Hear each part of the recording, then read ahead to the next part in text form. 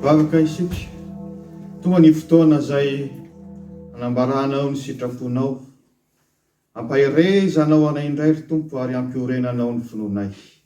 Ampio izay anokatra ny fo sy ny saina mampanahinay, midira ty anatinay, avao zay fanay masonao. Amin'ny anaran'i Kristy. Amen. Hebreo 10:5-telopolo ka hatramin'ny 7:telopolo no isin'ny afatry ny Tompo ho anao ry fiangonany malala. Ary singanina manokana ny andinin'ny 9:telopolo zay milaza ny hoe ny oloko marina dia ho velo ny finoana. Inona no hevitra raisitsika avy amin'izany? Tandremo ny fanapara-pahefana famahavoa. Tandremo ny fanapara-pahefana famahavoa. Ity teny hoe ny oloko marina dia ho velo ny finoana ity dia efa teny efa hita ny amin'ny testamenta taloha.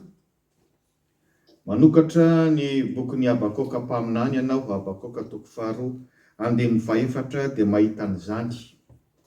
Ny firafiny fotsiny mety miova kely. Izao no voalaza ao, ny marina ho velo ny finoany. Teny izay avy amin'ny Jehova mihitsy nampitenenina valimbavaka nomena ny Habakoka ampitenenina amin'ny vahoaka izay nijaly nitalao tamin'Andriamanitra. Dia tonga teny malaza koa io teny io aty amin'ny testamenta vaovao. Mandray an'izany ny apôstôly Paoly ao amin'ny epistily ho an'ny Romanina sy ho an'ny Galatianina, ary eto koa ny mpanoratra ho an'ny epistily ho an'ny Hebreo dia mandray izany, Hebreo 10:7-telopolo, ny oloko marina dia ho velo ny finoana. Tsy azo afenina ry havana ny fahotana, fa ny fahotana sy ny faharatsiana ataontsika dia tsy maintsy miseho amin'ny fihetseham-po sy ny fitondran-tenantsika. Ka anisan'izany ny fanapara-pahefana. Ny fanapara-pahefana. Nakatsika aloha hevitra hoe tandremo ny fanapara-pahefana famahavoa. Zava-nisy roa samihafa no manampy antsika hanoanana izany loha hevitra izany. Dia ny tao amin'ny testamenta taloha sy ny tao amin'ny testamenta vaovao. Ny voalohany ary dia ny zava-nisy tamin'ny andro ny Habakoka. Ka hanoanantsika ny fizarana voalohany manao hoe loza hatrany anie ny fiafaran'ny fanapara-pahefana. Loza hatrany no fiafaran'ny fanapara-pahefana. Inona ny zava-nisy tamin'ny andro ny Habakoka? Etsy andaniny dia maro ny olona manam-pahefana, na mpitondra na olona manan-karena, zay tsy natahotra an'Andriamanitra, fa dia nanara-po manapatra ny fahefana, manara-po amin'ny fahotana sy ny faharatsiana, mampahory ny mantra, dia feno avinavina sy fanamboni-tena. Ary amin'izany nefa izy dia mbola mihevitra ihany hoe mpanompon'Andriamanitra. Fa etsy ankilany dia misy an'ireo voatsindry, tratran'ny fanjakazakana sy ny fanelikiliana, miaritra fahoriana sy fahantrana. Saingy izao tsy niala tamin'Andriamanitra. Mbola natahotra an'Andriamanitra. Ireo ilay antsoina hoe ny marina mijaly, ny marina matoky an'Andriamanitra. Ireo olona voatsindry ireo dia nitaraina tamin'Andriamanitra, nivavaka tamin'Andriamanitra mba hamonjy azy, ary nitarika azy tamin'izany vavaka fitalaona izany Habakoka. Habakoka moa zany eo amin'ny Habakoka 2:2 dia miteny mihitsy hoe hipetraka eto amin'ny vavahady eto mihitsy aho hiambina zay valibavaka valin'Andriamanitra fitariana an'izao. Zao ny zava-misy, zao ny fampahoriana, zao ny fieboebona, inona no havalin'Andriamanitra? Ho hitako izay mba havalin'Andriamanitra. Rehefa mamaky ny Habakoka 2:2-20 anao dia hita namaly vavaka Andriamanitra. Ary zao raha fitiny izany valibavaka izany, mbola hisy farany faharatsiana izay atao. Ho avy tsy ho ela ny farany ary tsy hamitaka velively, ka ny marina ho velo ny finoany. Izay ilay andininy faefatra ia hoe nalaina tahaka aty amin'ny testamenta vaovao. Izany hoe ho velomin'Andriamanitra sy hamindrany fo ireo marina mijaly ireo. Dia vakio ny Habakoka 2:2 dia hitanao ao fa isy loza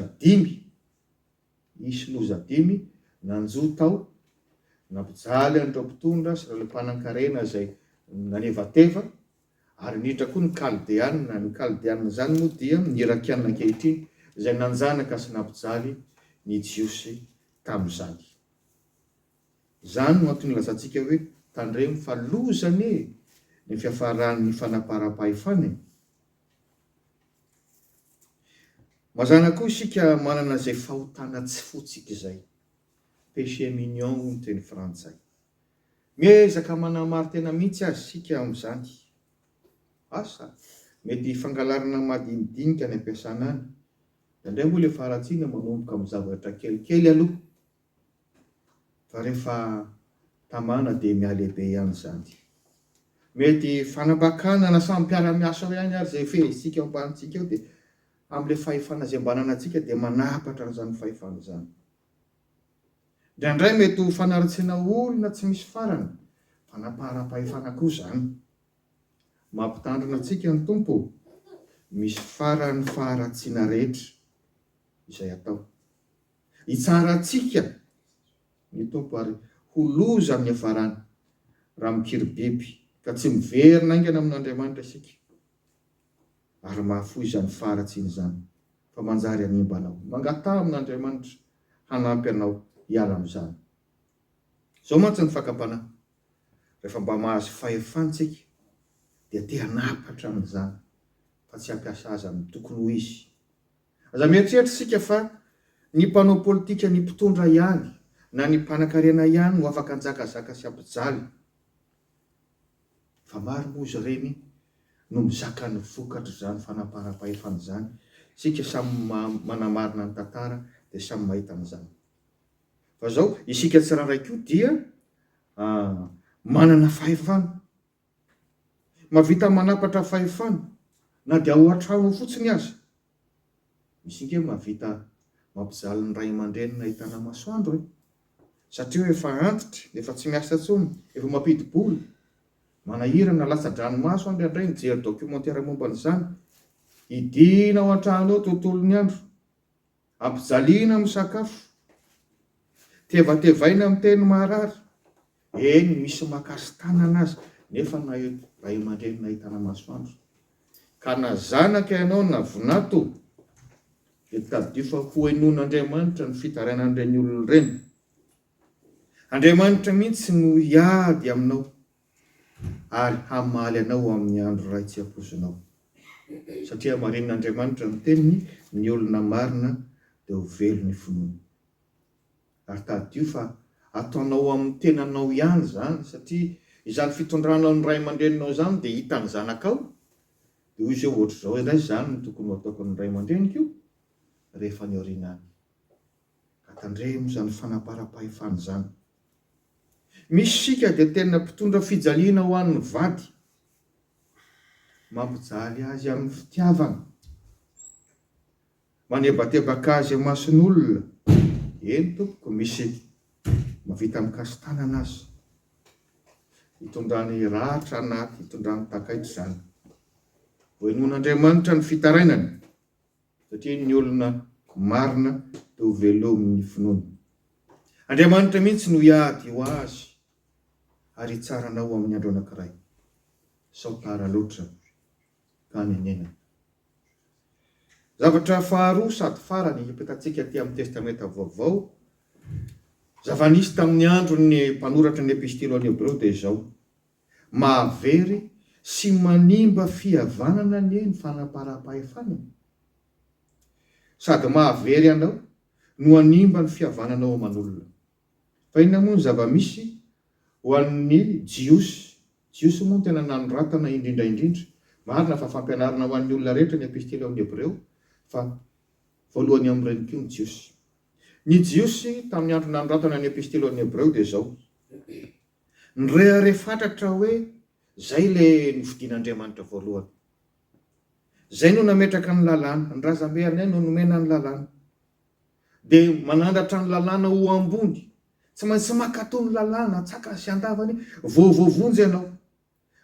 Izy mihitsy no miseho tompony fivavahana dia manao tsinitsinina ny jentilisy amin'ny lafiny hoe hafa firenena tsy jiosy.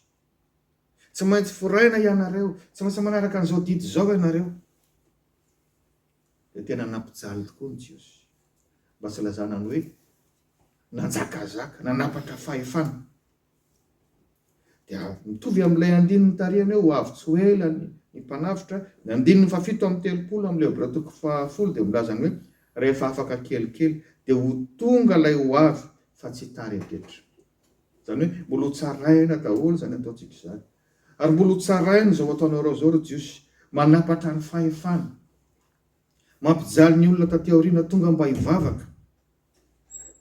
Ary zany fanitsinana zany mihitsy izao epistily soratana izao hoe tsia ny fanamarinan'Andriamanitra ihany no azona famonjeny, ny finoana ihany no mavonjy. Zany moa teny hijerontsika maha-protestanta réformé dia ny finoana amin'ny Jesosy Kristy tompo zany.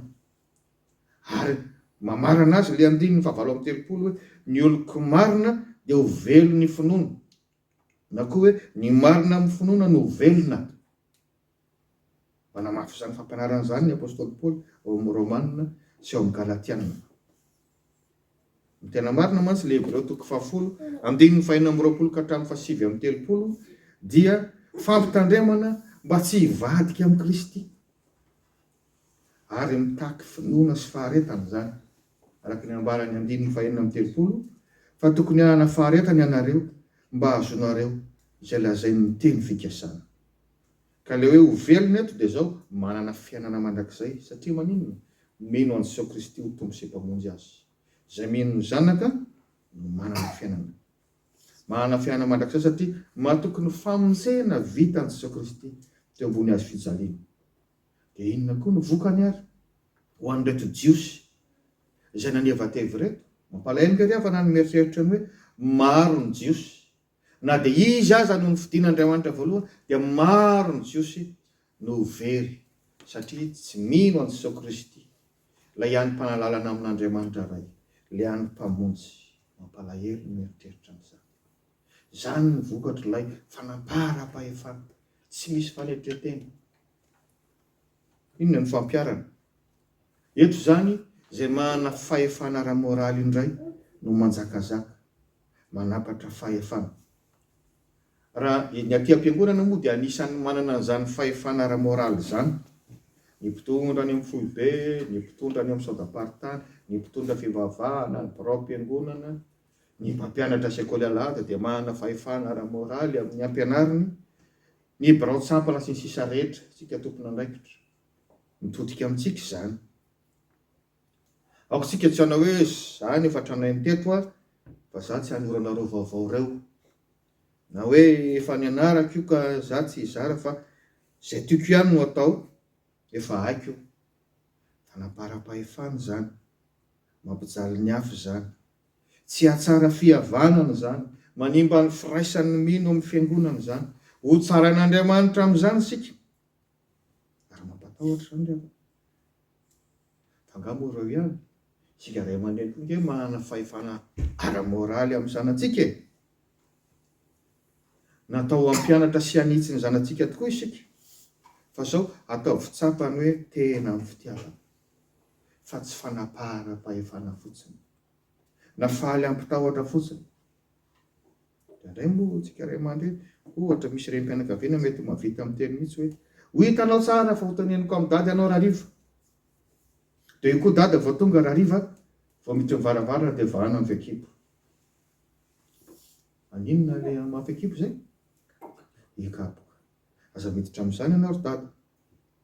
Raiso ny zanakao, enoy izy, atoroy izy, tsy voatery ho kapohiny izy. Safosafo aza angamba no isarahanareo mianaka, ka atory amin'ny fandinihan-teny izy, fa tsy amin'ny alahelo lava. Ry havana, mila mahay mandray lesona amin'ny tantara isika. Tena ho ampon'Andriamanitra mihitsy zany hoe hitombo fahalalana isika. Amidio ny fanahinao rehetra mety fahalalana. Zany hoe hitombo harena isika. Fanoarany amin'ny talenta moa dia matanaritsika amin'izany. Tsara zany.